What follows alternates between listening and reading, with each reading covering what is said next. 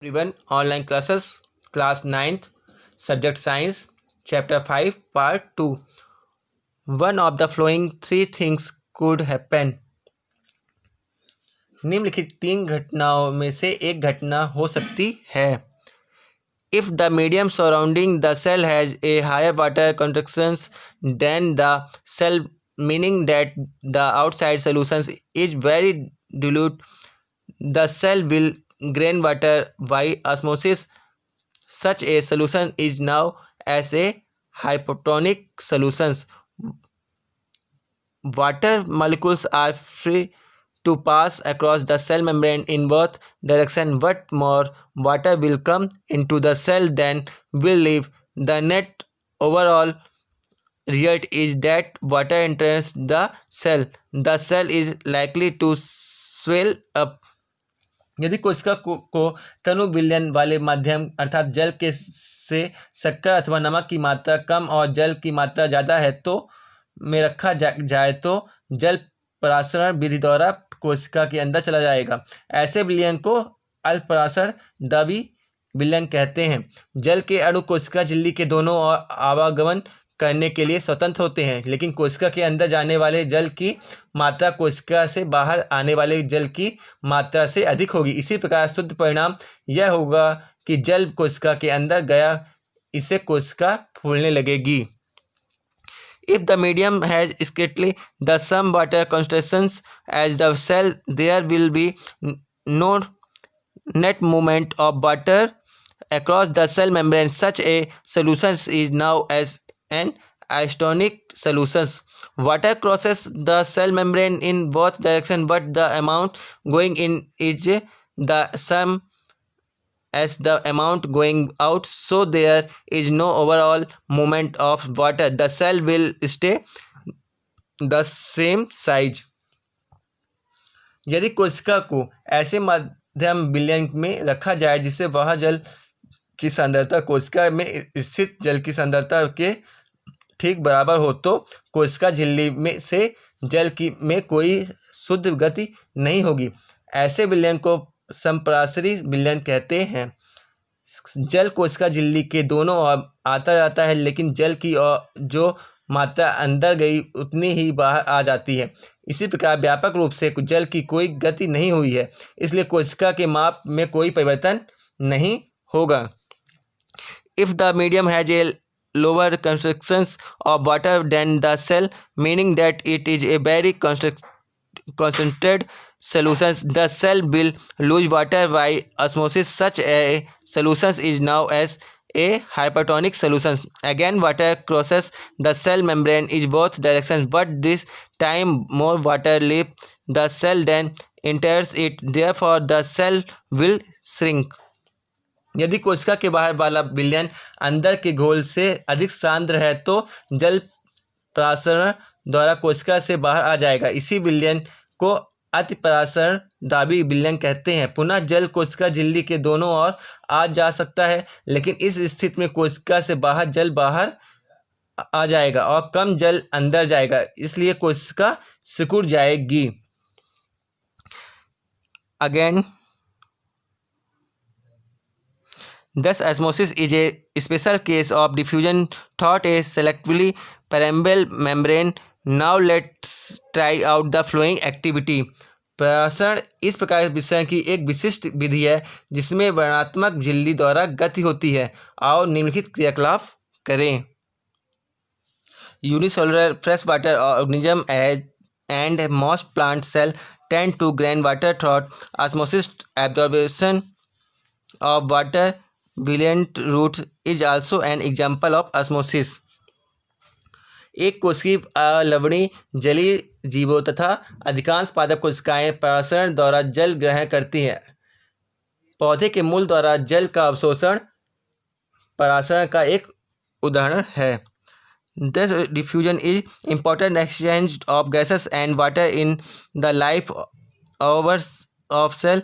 In addition to this, the cell observations nutrition from its environment. Different molecules move in and out of the cell through a type of transport required use of energy. इसी प्रकार कोशिका के जीवन में विसरण जल तथा गैसों का आदान प्रदान की प्रक्रिया में महत्वपूर्ण भूमिका निभाता है। इसके अतिरिक्त विसरण कोशिका को अपने बाहरी पर्यावरण से पोषण ग्रहण करने में सहायता करता है।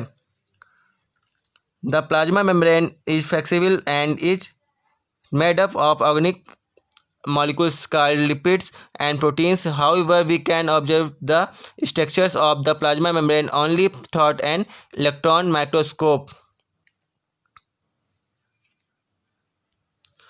कोशिका से विभिन्न अणुओं का अंदर आना और बाहर निकलना भी विसरण द्वारा ही होता है। इसी प्रकार परिवहन में ऊर्जा की आवश्यकता होती है। प्लाज्मा झिल्ली लचीली होती है और कार्बनिक अणुओं जैसे लिपिड तथा प्रोटीन की बनी होती है। प्लाज्मा झिल्ली की रचना हम केवल इलेक्ट्रॉन सूक्ष्मदर्शी से हम देख सकते हैं। The flexibility of the cell membrane also enables the cell to engulf in food and other materials from its external environment. Such processes are known as endocytosis. Amoeba acquires its food through such process. कोशिका झिल्ली का लचीलापन एक कोशिकीय जीवों में कोशिका के बाहर पर्यावरण से अपना भोजन तथा अन्य पदार्थ ग्रहण करने में सहायक करता है। ऐसी प्रक्रिया को एंडोसाइटोसिस कहते हैं। अमीबा अपना भोजन इसी प्रक्रिया द्वारा प्राप्त करता है। सेल वॉल कोशिका भित्ति। Plant cells in addition to the plasma membrane have another rigid outer covering called the cell wall. The cell wall lies outside the plasma membrane. The plant cell wall is mainly composed of cellulose. Cellulose is a complex substance and provides structural strength to plants. पादप कोशिकाओं में plasma झिल्ली के अतिरिक्त कोशिका भित्ति भी होती है। पादप कोशिका भित्ति मुख्यतः सेलुलोज से बनी होती है। सेलुलोज एक बहुत जटिल पदार्थ है और यह पदार्थ पौधों को संरचनात्मक दृढ़ता प्रदान करता है। When a living plant cell loses water through osmosis, there is shrinkage or contraction of the content of the cell away from the cell wall.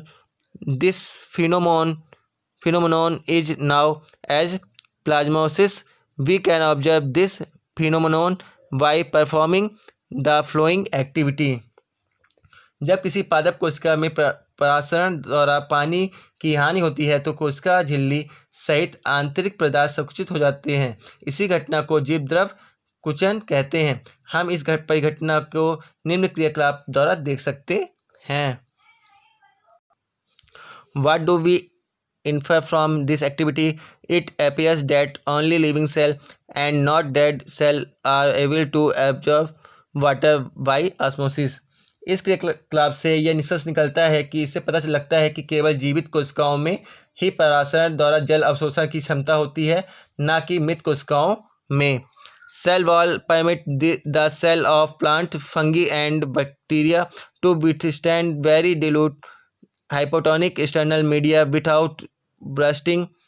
In such media, the cell tend to take up water by osmosis. The cell swells, building up pressure against the cell wall. The wall exerts an equal pressure against the swollen cell. Because of their wall, such cell can withstand much greater changes in the surrounding medium than animal cell.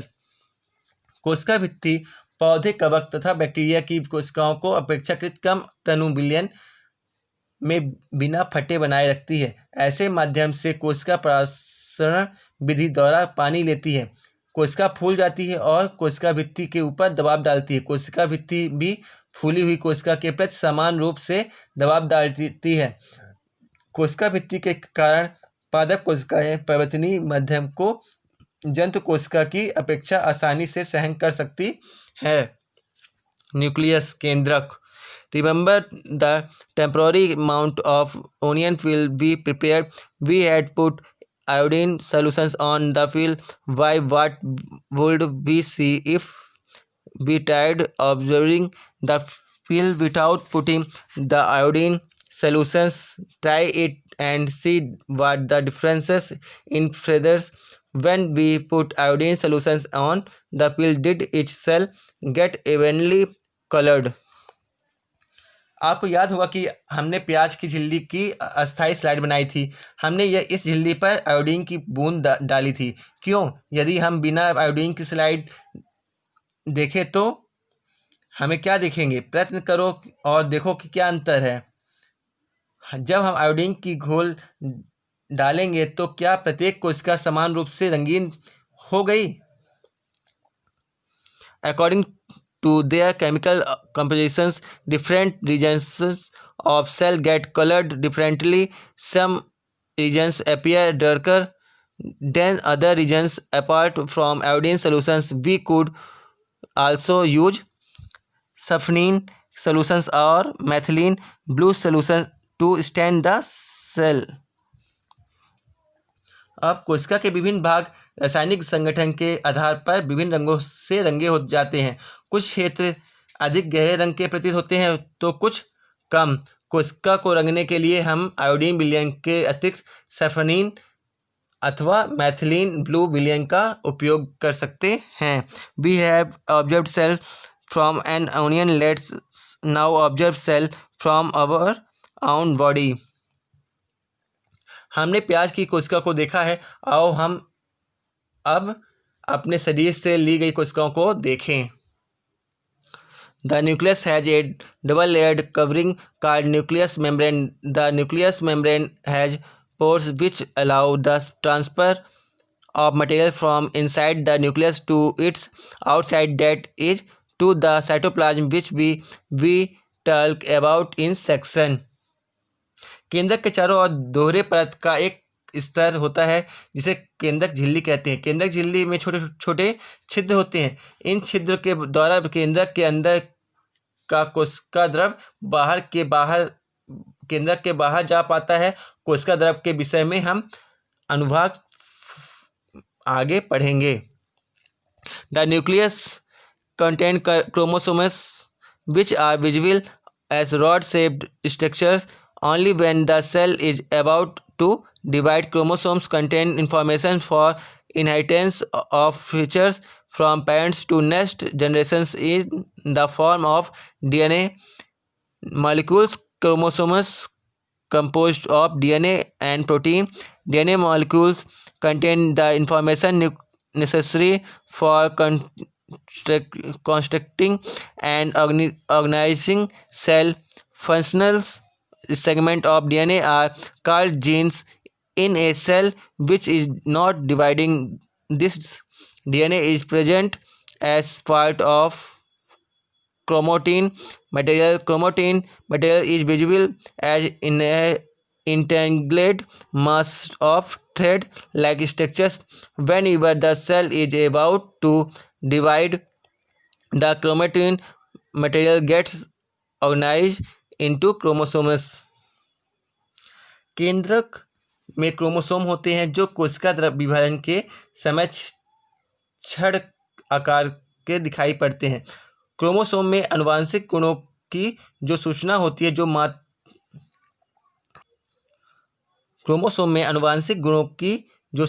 है वह माता पिता से DNA deoxyribonucleic अम्ल अणु के रूप में अगली संतति में जाते हैं। क्रोमोसोम डीएनए तथा प्रोटीन के बने होते हैं। डीएनए अणु में कोशिका के निर्माण व संगठन के सभी आवश्यक सूचनाएं होती हैं। डीएनए के क्रियात्मक खंड को जीन कहते हैं। जो कोशिका विभाजित नहीं हो रही होती है उसमें यह डीएनए क्रोमेटिन पदार्थ के रूप में विद्यमान होते हैं। क्रोमेटिन पदार्थ धागे के तरह की रचनाओं के एक जाल का पिंड होता है।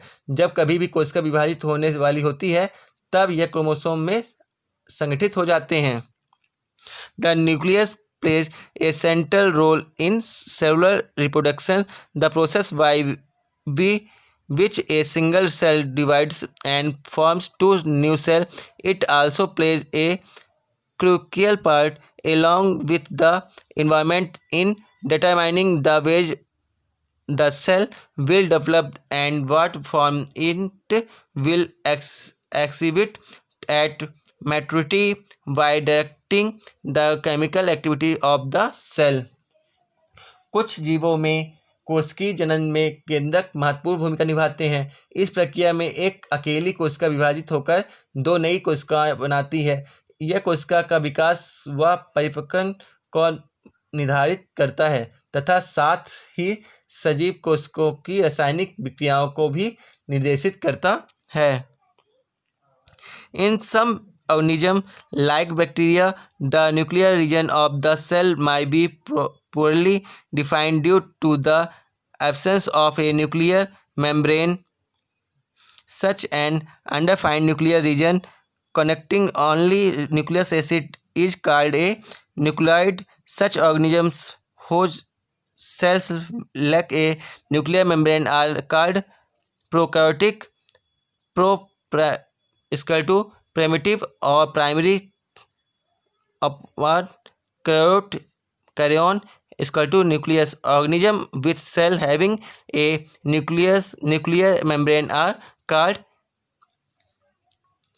यूकैरियोट। बैक्टीरिया जैसे कुछ जीव में कोशिका का केंद्र की क्षेत्र बहुत कम स्पष्ट होता है क्योंकि इसमें केंद्रक झिल्ली नहीं होती है। ऐसे स्पष्ट केंद्रक क्षेत्र में केवल क्रोमेटिन पदार्थ होता है। ऐसे क्षेत्र को केंद्रकाय कहते हैं। ऐसे जीव जिसकी कोशिकाओं में केंद्रक झिल्ली नहीं होती है उन्हें प्रोकैरियोट, मतलब आदि, अथवा पूर्व कैरियोट, करयोन केंद्रक। जिन जीवों में कोशिकाओं में केंद्रक झिल्ली होती है उन्हें यूकैरियोट कहते हैं। Prokaryote cells also lack most of the other cytoplasmic organelles present in eukaryotic cell. Many of the functions of such organelles are also performed by poorly organized part of the cytoplasm. The chlorophyll in photosynthesis.